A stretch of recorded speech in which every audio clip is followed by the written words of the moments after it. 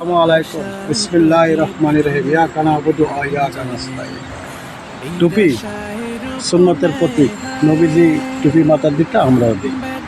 অনেকে বলে এটা চরমনের টুপি, অনেকে বলে জিন্না টুপি, অনেকে বলে পাকিস্তানি টুপি, অনেকে বলে বান্ডার শরীফের টুপি, অনেকে বলে উদেনি হুজুরের টুপি। আচ্ছা, এটা একটা বিভেদ সৃষ্টির, একটা ফেতনা সৃষ্টির। টুপি কি কোনো তরিকাপন্থী হয়?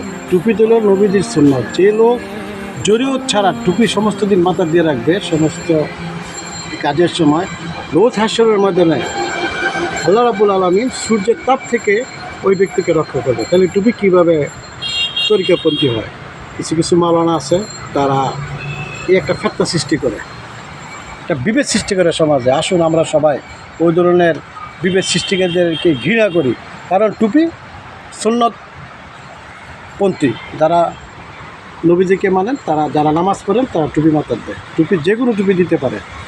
ইসলামে কোরআনে কোথাও বর্ণিত নাই যে এই পোশাক পরতে পারবে না, ওই পোশাক পরতে পারবে না। যে কোনো পোশাক পরে আপনি নামাজ পড়তে পারবেন, সব কিছু করতে পারবেন, কিন্তু সুন্নত মতন হতে হবে। আসুন, যারা তরিকাপন্থী করে তাদেরকে আমরা বয়কট করি এবং সমাজে সবাই মিলিতভাবে চলি। সমাজকে দূষণমুক্ত করি, সমাজকে মাদক মুক্ত করি এবং সবাইকে ইমানের পথে ডাক দিই, যাতে সবাই নামাজ পড়ে। সবাই ভালো থাকবেন। আসসালামু আলাইকুম।